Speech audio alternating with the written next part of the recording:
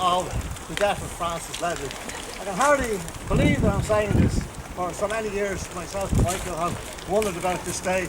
Would we ever get to see it? And I know Michael had his doubts, and as it turns out, I was the one who almost didn't make it. But we're here, pale and hearty, and about to do the day's performance for you. So before I introduce our guest, just a few things. We were formed here 22 years ago, and our aim was to preserve an interest in the life of Francis Ledwidge, and particularly his works. And I like to think that we have contributed, in however small a way, to doing that and to keeping the flame of Ledwidge alive. I must say I'm pleased with the recent resurgence of interest that we've seen in the media recently. The fantastic events in Slane. We knew they'd put out all the stops and they didn't disappoint. They're over there now today visiting the grave. And then our own highly successful week of events, our exhibition, our head school today, and our gala, which is on the way tomorrow. So all of these things, and might I say that, you know, we're a voluntary organisation. We're not funded by anyone. We have a fund box here today I'd like to call your attention to. But other than that, all of the week's events have been at our own expense, unfortunately. But Ledwidge is a character that needs to be re-examined. I think he needs to be reassessed, both as a major poet, which I believe, and as a war poet. And I think we also need to get to the man behind a lot of the mythology that we're reading about. We see the same old stuff regurgitated without any research. And I'd almost advise people to dismiss anything they've read and just go and discover Ledwidge by yourself through his poems, through his letters, particularly his letters, through his short stories. Discover the man for yourself and make up your own mind about him. I'm going to introduce you now to our special guest for today, Gerald Dawe. Just a brief word on Gerald.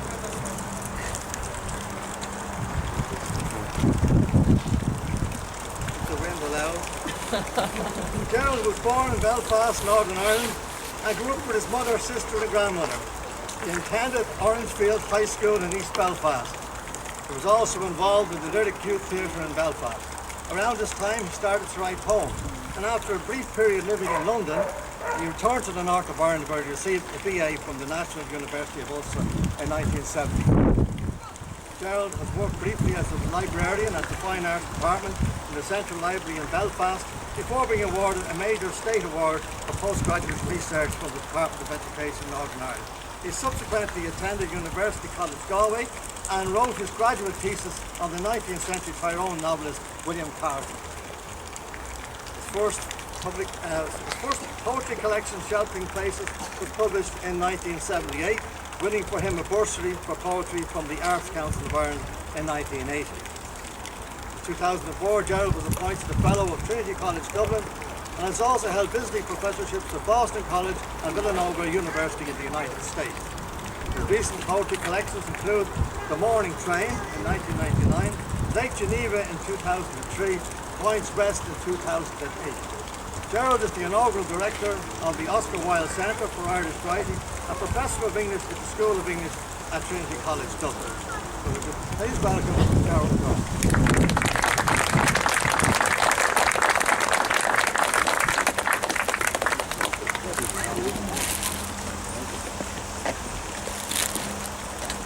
Thank you, Liam. Thank you, Liam and Michael, for inviting me to address you. Can you hear me? No. Closer to the mic. Closer to the mic? Yeah. I'll bring it up, I'll bring it up. Is it? You can actually talk like this.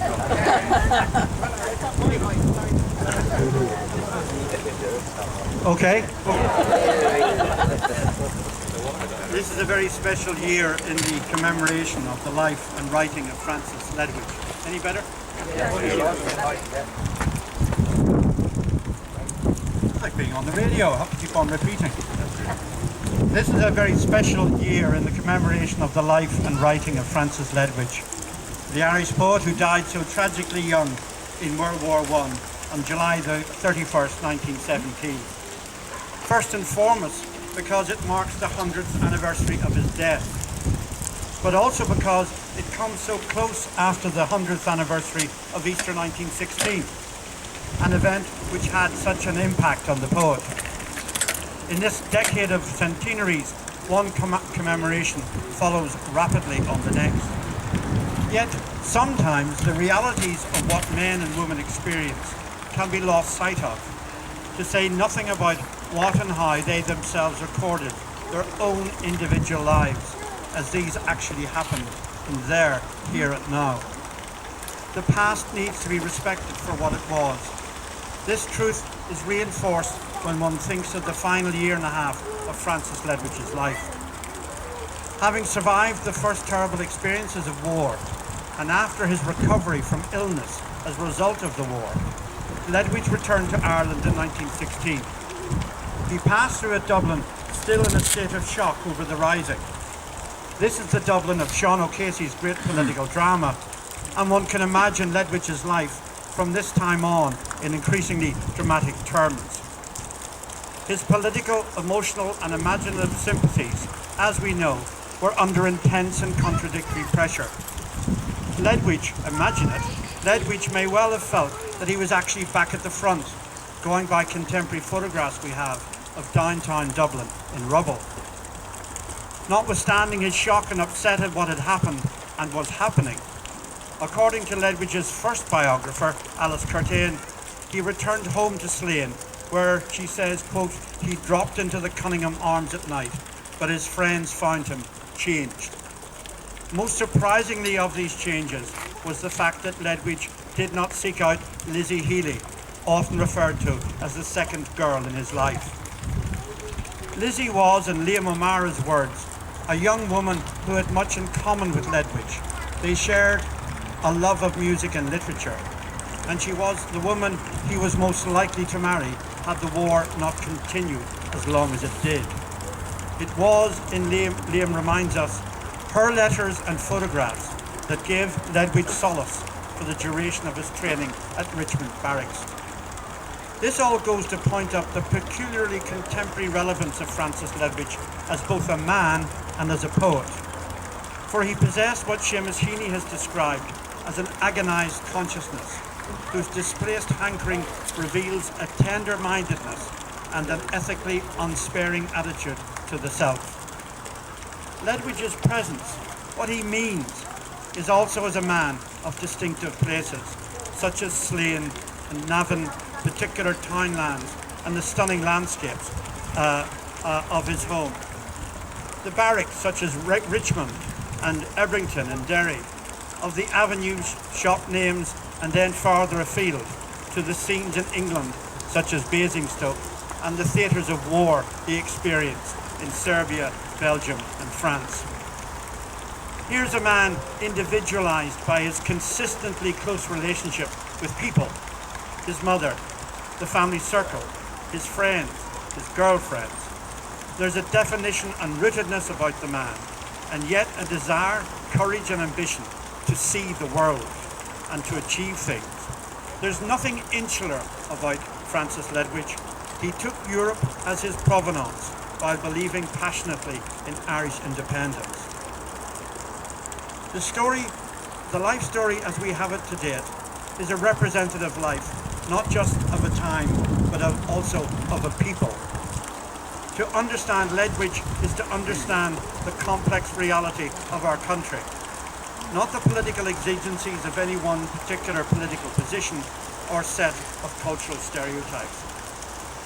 Ledwidge's relatively brief life tells the fascinating story of the tensions between a traditional Irish rural past and its cultural richness, overseen by such powerful men as one of Ledwidge's early teachers, Thomas Madden, characterised by all the imaginative and cultural resources of his deep-seated respect for learning, reading and argument. And set against all this, we should never forget the economic hardship that went with such a life and the lack of opportunities beyond agricultural work. There is a dignity and forbearance about Ledwidge that reveals itself in his attitude to people on an everyday basis and their response to him. He was possessed of a common touch and a sense of propriety that both impressed those with whom he had dealings as a writer, Lord Dunsany, Catherine Tynan, among others in the literary world, as well as the neighbours and fellow workers of his youth and young manhood, who were beguiled by his storytelling and his very special dramatising self-awareness. There's also an almost reckless, passionate spirit out of which more of his poems may well have come if only he had survived the war. Like another young Irish poet who died in a European theatre of war, Charles Donnelly in Spain in 1937, Ledwidge's political and trade union commitments place him at the centre of an emerging Ireland, Catholic yet liberal, nationalist yet non-sectarian, Irish yet fully alert to the world beyond the island shores. He was part of that modernising progressive force in the early decades of the last century, even while most of his poems looked back to an Irish idyll, a pastoral of romantic longing, impersonating, some would say, Gaelic rhythms and mythology, as his friend, the 1916 leader Thomas MacDonagh, had recommended in his classic study, Literature in Ireland. In this sense, it's true to say that Francis Ledwidge embodies, in Seamus Heaney's words, the conflicting elements in the Irish inheritance. It is what makes him such a critically important figure in the debates about cultural identity. The Great War represented the shock of the new as much as the horror of the human carnage. It is possible that, like other Irish men and women who experienced similar conditions to those in the front, had Ledwidge survived it, his own poetry would have adjusted to the radically changed inner world of his personal life. But who can tell? In 1971, I lived in a student apartment in a house overlooking the little harbour in Portstewart, County Derry. The coast there can be fairly abrasive, with the Atlantic pummeling the shore, and further beyond is the chill North Sea. Folks kept their head down. You hurried along without spending too much time looking about. But for much of that year, I barely noticed the Great War Monument, which adorned the promenade a few steps below our flat's panorama window. We actually spent more time in the pub where Jimmy Kennedy reputedly wrote Red Sails in the Sunset than paying attention to what the monument stood for. Indeed, Derek Mahan described the scene in an early version of his masterly poem, The Sea in Winter. But morning scatters down the strand, relics of last night's gale force wind. Far out the Atlantic faintly breaks, seaweed exhales among the rocks, and fretfully the spent winds fan the cenotaph and the lifeboat mine. From door to door the bread van delivers while the stars decline. This is where Jimmy Kennedy wrote Red Sails in the Sunset. The setting is also a part of the background to Seamus Heaney's well-known poem In Memoriam Francis Ledwidge, where, to quote him, the bronze soldier hitches a bronze cap that crumpled stiffly in imagined wind. It all meant little to the worried pet I was in 1946 or 7, gripping my Aunt Mary by the hand along the Portstewart Brawn. In Memoriam is a poem which marks the re-emergence of Francis Ledwidge's life and achievement into the literary life and light of mainstream critical attention. Since Heaney's poem was published in Fieldwork in 1979, there has been a steady and welcome reimagining of our history to include the experience of Irish men and women during and after World War I. In many ways, Ledwidge has been the national focus for this mature and necessary opening up of our understanding of that past. In the 40 or so years since Heaney's poem appeared, and alongside all the pioneering writers such as Jennifer Johnson, Michael Longley, Sebastian Barry, Dermot Bulger, Kevin Myers, and many others, the complex story of Irish life and the European theatre of war has become an essential defining part in the education of the current generation in a more rounded and accurate sense of 20th century Irish history. Ledwidge has led the way. Ireland, poetry and World War I is a story of contradiction, contrast and a century later of reconciliation. It should not pass us by, gathered here today, that in Irish cities and throughout the countryside, the legacy of World War I is no longer hidden. So too in the personal histories of many thousands of families, the experience of fighting in World War I, surviving or not surviving the Great War, has been released into our civil society and understood in a public way that was inconceivable a generation ago. Whatever about the politics of the war, the reality of Irish engagement is no longer a matter of conjecture or partisan interpretation. The lives and the reality of so many ordinary families has been vindicated. Time has spoken. The ceremonies that had once marked the end of World War I and the commemorations that lasted in both Irish capitals and provincial cities until the outbreak of World War II are now finally being integrated more and more into a deeper history of the entire island and its complicated relationships with itself, with Britain and with Europe. So too with our literature.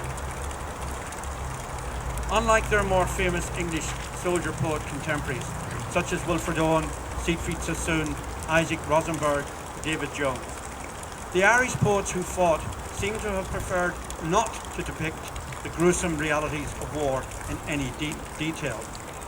Francis Ledwidge, who like Owen died in action, illustrates this point.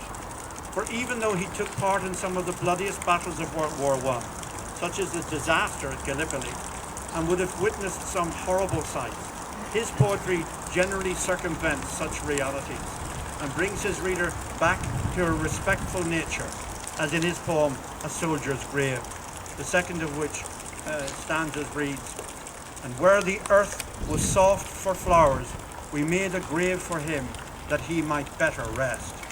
So spring shall come and leave it sweet arrayed, and there the lark shall turn her dewy nest." Many thousands fell and never returned to their families in Ireland, while others, the luckier ones, did survive and did return from the maelstrom. But return to what? Post-World War I Ireland was also post-Easter Rising Ireland, heading into a revolutionary war of its own that would end, as we know, tragically in civil war. A.E., the nom de plume of George Russell, one of W.B. Yeats's longtime friends and fellow Celtic twilighter, was moved to write to the Irish Times a long and challenging letter in December 1917. He raised the issue of how the country would deal with the soldiers' return, alongside the recent pain and mounting anger over the imprisoning and execution of the leaders of the Rising. In a poem appended to the letter, A.E. perceptively, if perhaps a little naively, urged the Irish Times readers to see as quasi-religious epiphany a future in which, and I'm quoting him, "the confluence of dreams that clash together in our night, one river, born of many streams, roll in one blaze of blinding light." Lord Dunsany, Ledwidge's great mentor and a fighting soldier by tradition, on his return to Ireland was less convinced by the new Irish state's capacity to see one river. Instead, in his poem To the Fallen Irish Soldiers, it carries the prescient imprint of how things would in fact turn out for a generation of men and their families. Having fought and won an appalling war away from home, those who did not live to see how the future would turn out would indeed be displaced from our history, and if not exactly forgotten, set aside as a problematical adjunct to the main narrative of Irish national development post-independence. This is Dunsany's lament. "Since they have grudged you space in Merrion Square, and any monument of stone or brass, and you yourselves are powerless, alas, and your own countrymen seem not to care, then let these words of mine drift down the air, lest the world think that it has come to pass that all in Ireland treat as common grass the soil that wraps her heroes slumbering there. Sleep on, forgot a few more years, and then the ages that I prophesy shall see due honours that I prophesy shall see due honours paid to you by juster men, you standing foremost in our history, your story filling our land with wonder, your names and regiments' names like distant thunder. Due honour has been paid, although it did take quite some time. History always wins out in the end, no matter how long it actually takes.